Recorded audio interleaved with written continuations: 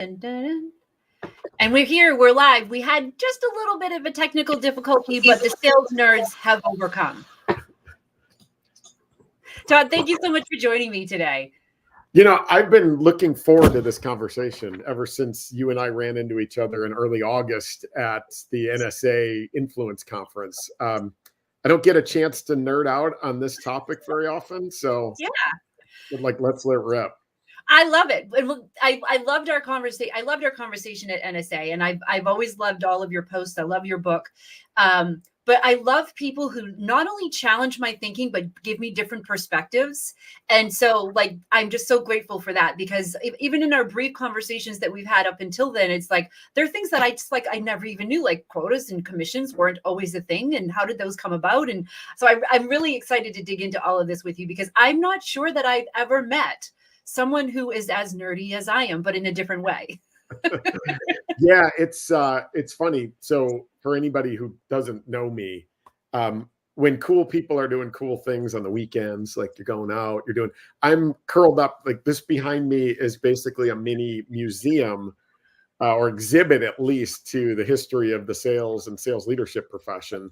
It smells like, I've got a pile of magazines down here that smells probably a little like the farthest corner of your grandma's basement, right? Like there's just a lot of stuff here, but I just find it absolutely fascinating to see where we come from. But there's things that they got right that we get wrong. Yeah. And we can really look at history to realize that we just keep repeating stuff over and over again. So maybe we can avoid some mistakes, but maybe we can predict the future a little bit too. Yeah. And it's one of those things too, where more and more companies that I talk to and individuals, we don't often realize that we are repeating history, and that a lot of times that the problems that we're trying to solve for, we're causing. Exactly. And we've got a bit of cognitive or confirmation bias in a lot of the things that we talk about and think about, that if we just take a step back and go, wait, we just keep doing this because, that's the way that I learned. That's the way my boss did it. We just keep rolling in poop. Like, we got to stop that, right? And so I just think there's such an opportunity for us to go, hey, you know what? They figured it out back then. Why can't we? So basically what you're saying is we're the dogs that just had a bath and then go and lie in the mud and poop and roll around in it. Exactly. Because we're like, hey, that's what dogs do. Yeah, so. Exactly. That's what my dog does, for sure. So I want to dig into first, like, one of the things I was most looking forward to in this conversation is I've always had this perception that sales has always been seen as icky, but you've actually challenged my thinking on this, because it hasn't always been seen as icky. And I believe I follow you on Instagram under the Sales Historian, and I've seen some of the things that you've come out with, and I was like, really? Like, why is it that we've lost sight of putting the customer first, of putting the buyer first, that it's not about us, that this isn't something, I'm sorry, people, but I'm not the one who first thought of this. This has been something that's been around for a while. We just seem to lose sight of it somehow. And I have always thought, and I think a lot of people have thought, that the reason that sales became icky, the reason that sales became distrusted, was because then we started introducing quotas and commissions into things. But you have a different take on it. So can we start there and then maybe roll into some other things that we can roll into the mud with? We started with the roll into something analogy, and we'll go with it. But yeah, so it's funny. I've got a hero in sales, a guy that I think is the GOAT of sales philosophers. His name's Arthur Sheldon. And it's funny. So I just kind of renovated the back of my office here, and I've got some pictures going up. But one of them that's going in a frame later, this is a picture of Arthur Sheldon is the first that I've been able to find. And it was 1903 that he started actually doing sales training. Okay. Meaning, if you were a salesperson, you could sign up for his correspondence classes and everything. This is a picture of his team from 1910 that I managed to procure from a historical society here outside of Chicago. But, his story is essentially, he grew up a lawyer, and he went through and took lots of classes and was going through the curriculum in college to get, certified as a lawyer. To get through college, he was selling books. And he realized, wait a second, these lawyers go through all this training. Why don't salespeople? Right. And so he was like, I'm pretty good at this. He started putting it together, and he just became a phenomenon in terms of sales and sales training and everything. But his philosophy, and it's one of my favorite sales quotes of all time. He had a philosophy that, and here's the quote. This is from his, which I have on the shelf here, from 1911, his book, The Art of Selling, that true salesmanship is the science of service. Grasp that thought firmly and never let go. Meaning service. Salespeople, the original design in the modern, kind of post drummers and bagmen and snake oil sales of the 1800s, it was designed to provide a service to buyers and be the Sherpa for them, be the guide, help them accomplish more than they ever thought possible. And so service was that mantra. And it became such a core to the profession that sales was not only trusted and respected, it was admired as a profession. In the early 1910s, it was taught at essentially every university. Wow. It was taught in high schools. So there was 11 Boston public high schools that were teaching sales. And like one of the things that's so interesting to me is the first true sales conference that ever took place. It happened in July of 1916. It was in Detroit, Michigan. It's called the World Sales Congress. The keynote speaker. So imagine a sales conference today and go like, hey, what kind of keynote speaker can we get? The keynote speaker at the 1916 World Sales Congress was then sitting president Woodrow Wilson. Right? Like, you got the freaking president. And the rest of the world is embroiled in World War I, and he's speaking at a sales conference. Two things about that. Number one is the mantra or the motto of the World Sales Congress, right? Like they always have a theme or like, whatever. This was one word, service. Like service. And number two is his keynote, and many or most of them centered around this idea of, listen, the rest of the world is screwing around with beating the crap out of each other in World War I. We're the Industrial Revolution is really in its progressive era. And he's like, hey, listen, salespeople, if you do right by our customers, sell them the right solutions at the right price, at the right products, at the right time, in the right places, we can lift all boats here and we can truly become a superpower, like a superpower. And so the whole world is looking at salespeople as being our head start. Like, well, they're all screwing around. Let's run past them. Yeah. And that turned out to be the case. The 1940s came around and kind of screwed that up. But that at its core, sales as a service, that was the foundation. Yeah. And I think we hear a lot of lip service to that.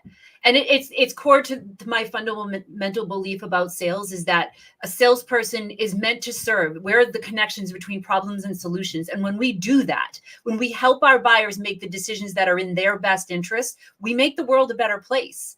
But when we start thinking about what's in it for us and how do we get something out of it, that's when it starts to turn sour. So what happened between 1916 and let's just like today, like what was the shift that made sales suddenly icky and disrespected? Yeah. And I wanted to grab this book real quick. This is a 1910 book. It's called Salesmanship and Business Efficiency by Thomas Herbert Russell. There's a section in here and I don't have it tabbed and I should, but it's a whole chapter that's titled Buyers Know More Nowadays. Buyers know more. Was that again? Yeah, and that's Thomas Herbert Russell's 1912 book, Salesmanship. Yeah. Now, buyers know more nowadays. At the time, they were worried that, hey, listen, what are we going to need salespeople for? There's a rise of like mail order catalogs. So this is the 1908 Sears Roebuck catalog. In it, you can literally buy anything. This is Amazon in paper form. Right. You'd buy stuff for your horse and buggy, your house, your sewing machines. There's a department of human hair in here, which is weird. But like wigs then? Yeah, maybe it's like real wigs. You could buy modular homes in this one. The point being that the sales profession flourished. It didn't fall apart. We skip forward to even 2015, so just 9 years ago. Forrester, in their annual State of Sales report, said that 1 million B2B sales jobs would go away by 2020. And that hundreds of thousands of college students wouldn't graduate into the profession. Why? Because buyers knew more and e-commerce was rising, right? And what happened? The opposite happened again. Yeah. And so to kind of put a stamp on that first piece, more information available to buyers hasn't made it easier on them. It's made it harder.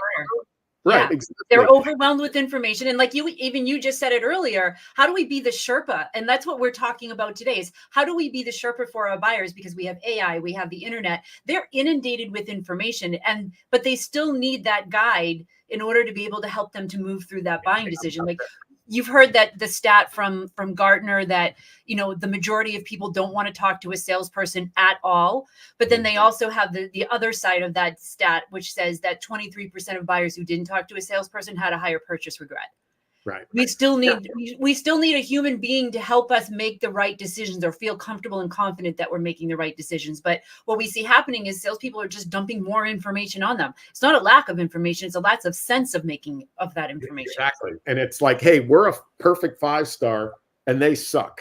And then the competitor comes out and goes, wait a second, we're a perfect 5-star. They suck. And now buyers are like, which one's right? Right. And so that's part of that core.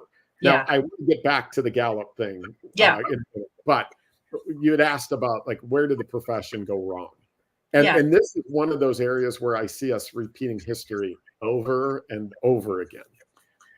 My perspective on this is in 1918, we got sucked into World War I. Mm-hmm. We weren't in it long. We came out of it pretty quickly, and then we had a boom time.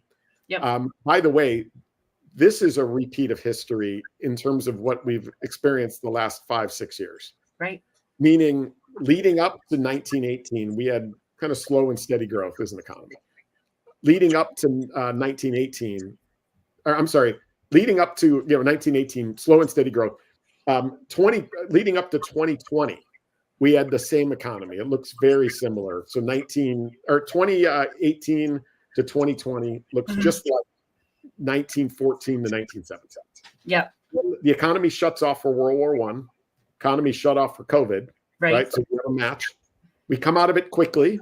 The economy grows crazily. What happened in 1919?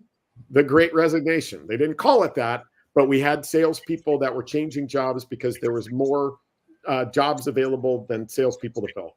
Mm-hmm. Very exactly like late 2020 through 2021. Yep. Then what happened? Here comes an inflation spike. Yep. So there's a massive inflation spike that happened. And I saw that start to happen in, I guess it was February of 2022. And I was like, oh, crap. Like, we're repeating history. Like, what are we doing? Mm-hmm. Well, nobody would listen. I posted about it. I had people like roasting me going, Todd, it's not 1920. Like, there's so much dry powder, private equity. It's going to be fine. I'm like, just watch. Yep. And sure enough, the economy drops. In 1920, 1921, 1922, there's something called the forgotten depression of the early 1920s. Mm-hmm. Nobody talks it because it wasn't like the Great Depression. It kind of got swallowed up. But it was a precursor. Exactly. So 1921, we had 77% salesperson turnover. 1922, it went up to 85%. So sales organizations were purging their salespeople. Yeah. What happened in 2022 and early 2023? Same thing. We had a lot of purging, a lot of sales turnover. Things got really, really rough there, right? Mm-hmm. And we came out of it. Now, what happened then is where the demise of sales as a service happened. You start seeing desperation. So we had advanced so far from a manufacturing perspective that now all of a sudden companies had built and put together, they had so much more inventory than they could possibly sell. Mm-hmm. And that was really expensive. And it was putting all these companies at the risk of bankruptcy. So that pressure, that crap rolled downhill to the salespeople. And they're like, you got to get this inventory out, make shit up if you have to, right? Like, let's go. Yeah. High pressure became the thing. Yeah. And you start seeing in magazines, high pressure selling and basically trying to convince salespeople that your buyers are idiots. And if you don't force it down their throat, they don't know what's good for them. Mm-hmm. And you need to be the one driving that. And so suddenly there was this, you see articles, high pressure sales is garbage. And then these other people going, well, low pressure selling is just order taking. And like they battle. But sure enough, you start to see organizations like Arthur Sheldon's go in the toilet. You start to see sales being offered in colleges start to slow down because now all of a sudden there's this perception that, hey, I'm not one of those people. I don't want to be one of those people. And that was the beginning of the end. Hard times make salespeople desperate and get them to be so short-sighted that they're actually not only hurting themselves and their organizations, but they're hurting the whole profession. Yeah. All right. So I have a little tangent that I want to go off, because we see this happen today when companies set unrealistic quotas and expectations, when growth comes from investors and VCs who they want the $1 billion unicorn in the next 3 years. So high pressure sales still exists today, no matter how much we talk about the servitude. And what's also interesting is, and I forget the name of the organization, I want to say it was the Sales Institute, that did a study that showed that when are salespeople most likely to violate their own ethical, moral values? And it's when they're financially strapped, when they're getting pressure from above. That's when we're more likely to make and cut corners, because our jobs are on the line, our family's income is on the line, and I've got to do what I've got to do in order to make this happen. Sorry, Mr. or Mrs. Buyer, whatever you need is going to come secondary. And so we're going down that slippery slope again. And that's exactly what's happened. We might not have tons of inventory, but we have these expectations from higher up in organizations that really don't understand how it's actually impacting their salespeople, back to we're causing the problems that we're trying to solve for. Exactly. Yeah, I did an episode of the Sales History podcast on this. And the title was, I don't remember exactly what I wrote, but it was like, is the sales profession's perception something that can't be fixed? And I think it has to do with what you just said, right? Yeah. That we're always going to have ups and downs in the economy. You know, it's funny. I had an opportunity to keynote a couple of events in Amsterdam over the summer. And me being the nerd that I am, I always, like, when I'm going somewhere, I go, all right, is there any sales history that I can dig into here? Like, I go check out what I get. And what I discovered, 1602 was the first stock exchange, and it was in Amsterdam. Right. And like, that was when we started to have publicly traded and publicly invested in organizations. Yep. I think you just look at that it started this lens by which every organization is measured on their quarters, not over time. And so if you're a leader, you have to create pressure to be able to hit those numbers. Otherwise, you're out of a job. Right. And so publicly traded organizations, publicly invested in organizations, and even it's rolled down to the way that private equity and venture capital looks at organizational performance, is purely short-sighted. Yeah. And as a result, that rolls downhill. Leaders and organizations are like, hey, I got to hit my quarter. I'll worry about next year. Yeah. And that's why part of me almost feels like we got to fix this a rep at a time, because at a macro level, I don't know if we'll ever be able to fix it. And that's not like giving up, but it's just, I think the way that measures and the macro economic setup has been configured, it's just going to make it really hard to get past short-sightedness. Yeah, exactly. And, it's interesting. When I wrote my book last year, Buyer First, it was geared towards the individual contributor, the person who has to sell. And what I've been finding is that as more and more people are trying to implement the philosophy that I have and the techniques that I have in that, is that they're being countered by the organizational policies and culture. And so it's not enough for the individual rep to believe this, because there are plenty of salespeople who are out there who absolutely are saying, amen, hallelujah, I'm on board. But then when you start getting into management, into VP, there's no surprise that there's a short tenure for those roles, because they're being put between what's good for the seller and the buyer and what the organization is pressuring me into. And I hate to say it, but it really does start at the top. But they're so far removed from that and short-sighted and the pressure that they're under, that it's creating this cycle that we have to start being able to break this cycle. And I think it is going to come down to the leaders and the business leaders and the financial leaders who have to say, enough is enough. We're digging our own graves. Yeah, it's funny. I was doing a virtual keynote here, and I was telling a story of a client.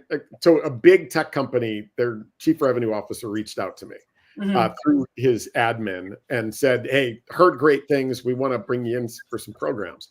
And so I get the happy ears, right? Like, wow, that's a big company. Man, that could be an awesome deal, right? I get on the phone with this guy, and he immediately starts by talking, like we shared some small talk.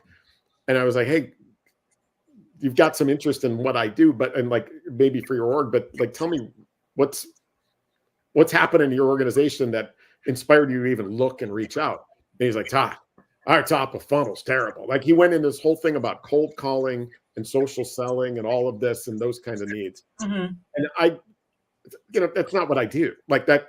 And so I told him, again, my happy years had disappeared at this point. And I was like, listen, I could do it. Like I could help you with that. But if you made a list of the top 50 people that do that, I'd come in at about number 47.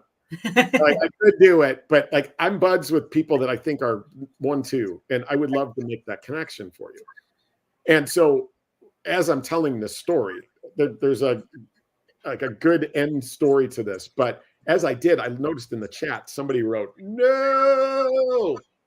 And so at the end of the story was I made those referrals. This guy was so excited. He now trusted me. Right. And then he was like, what is it you focus on? Like, what do you do?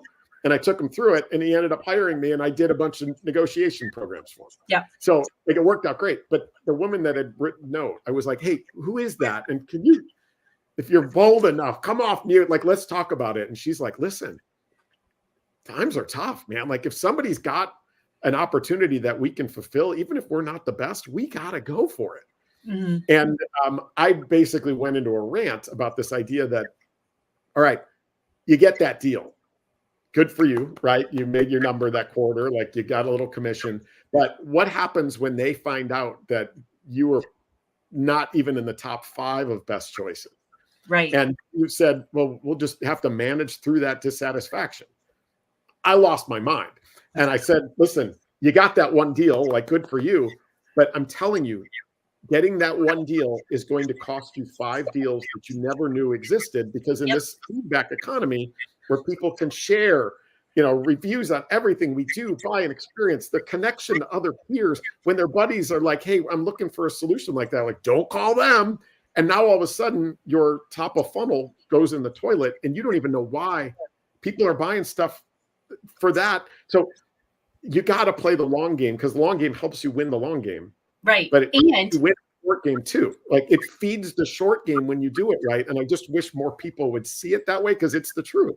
Yeah. Well, and there's that. And if you actually look at what it cost for you to onboard that customer, support that customer, try to keep them happy, and not even counting the acquisition cost of getting that customer, if you were to actually do the math, you are losing money on that one customer.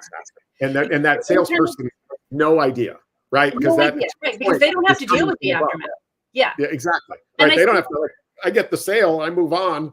And if my pipeline's not full, it's not my fault, right? Yeah. Like, and that's why we need more leaders to start seeing the long game wins the long game, but it does win the short game too. Maybe that takes a little while, but I know for your business, like my business, I don't make cold calls for it. I don't prospect, and maybe I should, and maybe I'd fill in my pipeline more, but my business is 100% referrals, cross-sell, upsell, people going to other companies and calling me, because if I would have tried to force my way into that one deal, I bet you I could have gotten it, but it would have cost me 3 or 4 others when they found out that it wasn't very good. Yeah, exactly. And it's interesting because in the book I wrote, I describe my realization for this was when I first started my business. I was a lead generation marketing company, had basically, the Great Recession was happening. I had kind of hit rock bottom. I'm like, or maybe this whole idea of me being an entrepreneur is a pipe dream and I should just go get that 4-letter word called a job. And my sister introduced me to her boss, who was looking for someone who was they're a media company. They wanted a content like coordinator or something. And I did the interview and he's like, I'm having a really hard time making this decision. It's between me and this other person. And I knew the other person. And I asked him, now I desperately needed this job. Like my husband couldn't afford to get a 6-pack of beer. Like we were in desperate times. And I just sat there and I'm like, this is my sister's boss. And I could probably convince him that I'm the right fit. But then what happens afterwards between me and my sister and our relationship and her relationship with this boss? And I'm probably going to be miserable in this job. And yeah, maybe I can pay the bills. But so I asked him the question, what's the most important aspect of this job for you? And when he told me that I would have to go to sporting events and dress up as a mascot, I was like, I'm like, I am not the girl for that job, but I know this guy, that's what he loves to do and you should hire him. And the thing that happened was He's like, thank you so much for making this decision easier for me. How can I help you find more clients? Because I know that we need more people like you. And to your point, that led to 5 other deals that helped me to turn my business around. Exactly. I wish people would experience that a couple of times. And the more of that, it's kind of like, you know, you tell 2 friends, they tell 2 friends. And so what was that shampoo commercial 400 years ago? But like, it's got to be that kind of rolling ball of thinking that way. Yeah. And the thing that drives me insane is that when you take this approach, when you actually do put your buyers first, like you actually have that servant attitude, I'm going to help you to make a decision that's best for you, even if it's not in my best interest. Yes, it opens the door to other opportunities because they're going to trust you. They're going to refer you to people that are going to appreciate that. And you are able to actually grow your business with the clients that are not only clients that you can take on, but they're going to have a higher customer lifetime value. They're going to refer you to other people because the goal of getting a client is to get the 5 more that they can refer you to, not just to get the 1. Exactly. So this book, this is a little tiny book. There's a whole collection of them. You need to have like a mobile museum. Like, yeah, I can see you with like little RV going from keynote to keynote. Exactly. I mean, there's 4 of them here, but there's a whole nother stack. It's a 14 book collection from 1911 from Arthur Sheldon again. I love that dude. But yeah, he talks about this idea that, gosh, we spend so much effort and time trying to get what he called a patron, which is a customer. Mm-hmm. Like, we got to find one customer. We did. And we're like, all right, cool. Go find another. But the true sense of what being a great sales professional is through the lens of being a service provider is really your goal should be to find that one patron and turn them into a ton more. Evangelists. Right? Like, that is your goal, is not to find one. It's to find the beginning of the link to a chain to many other. Yeah. And like, that was always the lens back then, but even you scroll LinkedIn today and 9 out of 10 posts are about cold calling and prospecting. Like, we got to freaking dig and get that one. And then we get it. We go find another one. Like, gosh, I just wish we would flip that a little bit. And there would be so much more attention given to that one client becoming the link in a chain to many, instead of got one, let's go find another. Well, and the other irony to this is that I often find, and nothing against outbound calling, like there's probably a place for that. But if you don't know exactly who you serve best and what that approach needs to be and what their pain points are and how you can best solve that, then any messaging or approach that you use in your outbound is going to sound like everybody else's. Exactly. So for outbound to work, you need to have this in place so that you can actually target because there's so much effort that goes into it. If you're going to, like, I do outbound, but I do it to a very specific niche of people on a very specific message because it's something that I'm passionate about. And if it's one of those things, like if you're in circular economy or climate change and I could do it for free, I would. But those are the people that I know that I can help and it personally aligns with my values. And because I've worked successfully with other companies like that, I know exactly what it is that they're going through and how to approach them. So take outbound and apply it to this way. Like, don't just spray and pray. Well, exactly. So I used to call this, I'm a multi-time sales leader, right? And one of the nerdy things that I had always thought and felt is what you just said. I used to call it extreme firmographic focus. Mm-hmm. Meaning companies talk about their ICP, their ideal customer profile, right? Like, all right, if you're thirsty, you could get a drink of water. That's ideal, but there's 100 other ways you could do it. That's the way so many organizations treat their ICP. Like, they're ideal, but there's 100 other ones. Extreme firmographic focus says, pick a lane, even if you could address anybody that's got something other than lint in their wallet. Mm-hmm. Pick a lane, become an expert in it, and focus on it. Because when you do that, to your point, you know what their challenges are probably better than they do. Mm-hmm. And as a result, our role, again, if we're providing a service, is to help those customers become smarter and better at their business, not smarter about ours. Right. And if we're spraying, the only person we can be an expert of is ourselves and what we provide. If we're focused, we can truly become an expert in their business and provide that service. And that's another thing that, like, one of my companies back in 2008, we did that. We could sell to anybody who manufactured stuff, but we decided, hey, for a while, let's become experts in aerospace and defense. Mm-hmm. And we brought in an expert to help us. We did case studies on them. We brought in those customers. We figured out where they went to get smarter about their businesses, what their inboxes look like, how they're measured, what's top of mind, headwinds, tailwinds. And suddenly we got Boeing We got Cessna, we got Gulfstream, we got Northrop Grumman. We grew 400% year over year, 2 years in a row, and then sold the business to SAP. And I swear that would have never happened without that extreme firmographic focus. Yeah.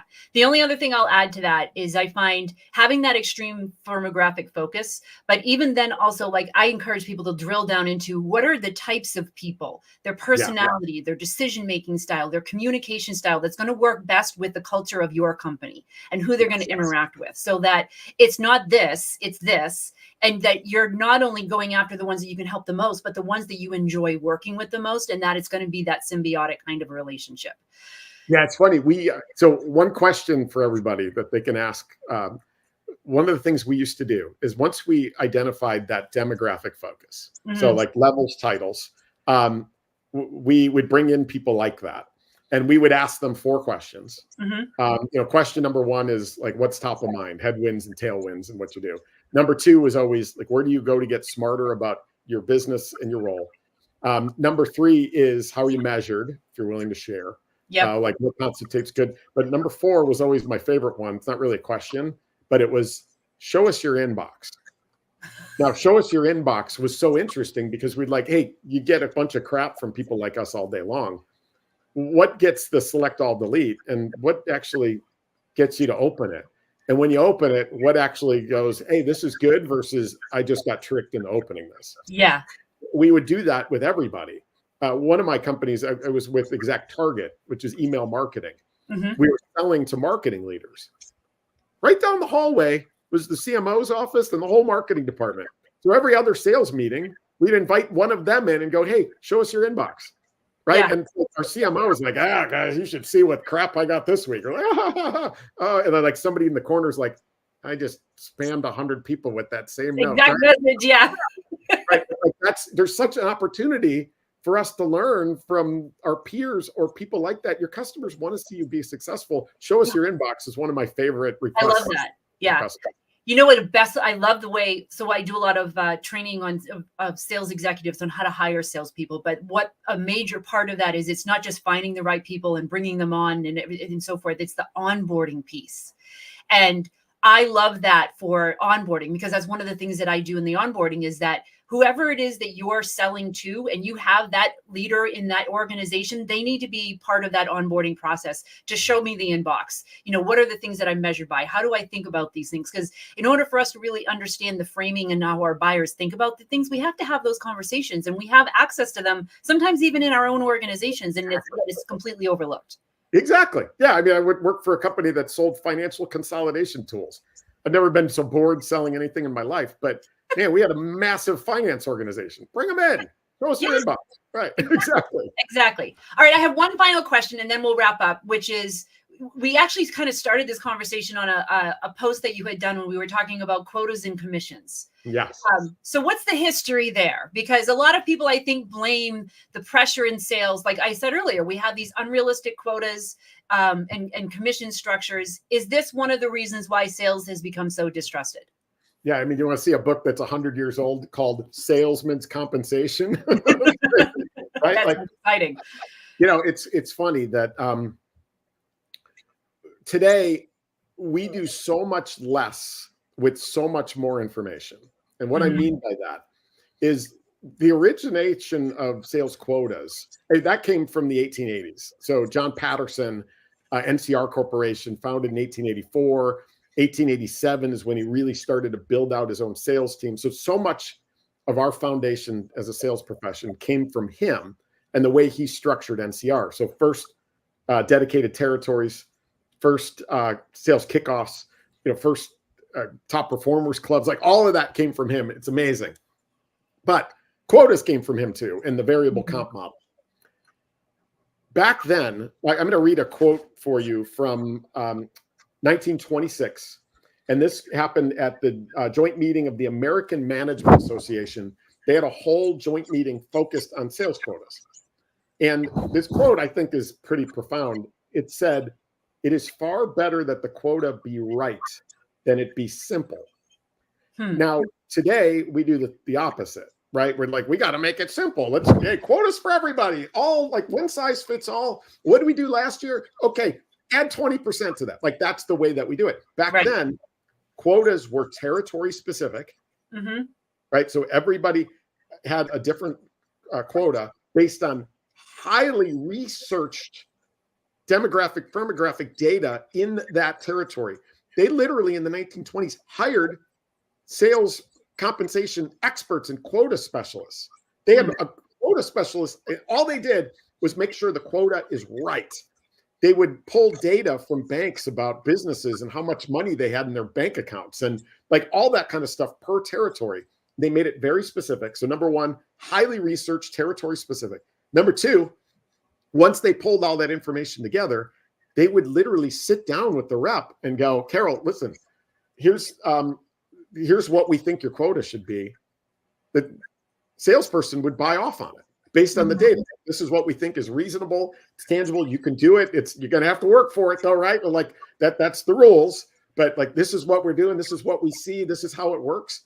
And so one-on-one alignment per rep based on territory specific quotas, highly researched when data basically existed at all, right? Today, we have so much access to data, and yet we go top down, simple, one size fits all. And no wonder not only reps don't make quotas, but they're demoralized the day they get them because they know they're never going to make it. And there's nothing that drops intrinsic inspiration into the toilet faster than feeling like something's not fair. Yeah, it's not fair. It's not realistic. And I would add to that is when we take that research into the territories, get the buy-in from the salesperson, but then also match that against the capabilities of the salesperson themselves, because you'll have stronger salespeople, you'll have newer salespeople that need to ramp up and so forth. So giving them the same quota is insane. Like, and then let's bump it up 20%, but let's cut the sales budget and development budget by 30%. Oh yeah. Well, that's another whole thing that there's another whole topic. One of those books up there is from 1909. It just talks about the correlation between how hard sales gets and the importance of sales leadership and sales management, right? That like when selling is easy, sales managers, what do they have to do? Recruit, retain, make sure engagement's high and forecast. When things get tough, they need to teach, they need to train, they need to like do all those types of things. And for whatever reason, we've always done the opposite. As things have gotten harder, we invest less in sales leadership and sales management training and enablement. And enablement itself, the first people that are cut are the people that are in enablement, which is completely 180 degrees from the way that we should be thinking about it, right? Like that's insane to me that you've got an opportunity to lift all boats from sales leadership and sales enablement when things get tough, but instead we just drain it. So it's insane. Well, I will say this, Todd, if you just move over on the bandwagon a little bit, I'll come sit down right next to you and we can just like start lashing the whip. Yeah, good idea. Because I think this is the trajectory, like, everyone's like, oh, AI is going to replace the salesperson. The buyer knows more. Like we've heard all of these things before, but it still comes down to a human connecting with another human to make that decision. And all of the other things that we've talked about either help that or they hinder that. And it's completely within our control to change the perception of sales today if we address these fundamental shifts that we need to make and learn from history and learn from data instead of just doing it the way that we've been doing it, because how else are we going to figure it out? It drives me. And there was one point that I promised I was going to make that I want to just come back to because I think it might tie a bow on this. Yeah. And it was the Gallup study that you talked about. Where 72% of buyers prefer a rep-free experience. Yeah, I was honored with being able to write the foreword for Julie Thomas's new book, Value Selling. That was the whole thing. I just went on a rant because I had just seen it and I was like, this makes me mad, right? Here's the thing. 72% of buyers prefer a rep-free experience, and that's somehow surprising. Who are these 28% that want a salesperson, right? I just argue to your point that I believe 100% of buyers would love to have a salesperson involved when they're truly providing a service. They're truly focused on helping me achieve outcomes maybe I never thought possible. Right. I believe that 100% of buyers would prefer a rep-free experience when all we're doing is being a necessary evil. The analogy that I always make is if you go to the airport and you have to take a flight somewhere, and you have to talk to somebody, it means you're having a shitty day. It means, like I shouldn't have to talk to anybody. If I do, that sucks. In sales, if I'm buying something and I shouldn't have to talk to somebody, I don't want to. If I'm buying something complex and I need guidance and support and help me get into the right solution as quickly as possible, most economically as possible, and you want to provide that service to me, I'm all in. I love it. That's the way so that 72% stat is not only nothing new, but I believe it's just a garbage stat that has no bearing on anything having to do with reality. Yeah. Well, and I think it was Gardner that actually did it. And one of the things that they came to the conclusion is, I had this conversation with Brent Adamson a couple of weeks ago because he was part of that. And people have taken that and run with it, that we're going to have this rep-free experience now because this is what buyers want. But what they really want is a rep, as you've said, who is going to actually help them, is help them make sense of things. Like, nobody wants to be pitched to or asked a million questions that have nothing to do with anything other than you figuring out how to qualify me. Exactly. True salesmanship is the science of service. Grasp that thought firmly and never let go. Arthur Sheldon, 1911. I love that. Todd, thank you so much for coming on the Sales Nerds and ranting and venting with me. How should people get a hold of you if they have more questions? LinkedIn, obviously. Yeah, LinkedIn, 𝗕𝗂𝘁𝗂𝗿𝗲.com's got links to all kinds of stuff there. I again, I'm a nerd for this stuff. So that's my outlet. I write blog posts. Then there's the Sales History podcast. If you want to dig in more, there's 45 episodes. Just me. I research a topic, and then I unload for 12 to 20 minutes. And then I post daily at Sales Historian too. That's like kind of my hobby. But at 𝗕𝗂𝘁𝗂𝗿𝗲.com, you'll find all the other fun stuff that I do. So yeah, I also want to give a shout out to the Trust Project. So that's another way that we're involved with John Westman, where we put together this document. And you had some great contributions to that as far as like the history of sales. So that's another thing for people to check out. Everyone who's joined, thank you so much for joining. Obviously, this is going to be available for replay later. But if you are also a sales nerd and have some thoughts on this, please comment below. We'll check those out later. But until then, sales is a service. Remember that, for your buyers. End of story. Exactly. All right. Awesome. Thank you so much, Todd. All right. Thanks for having me. Bye.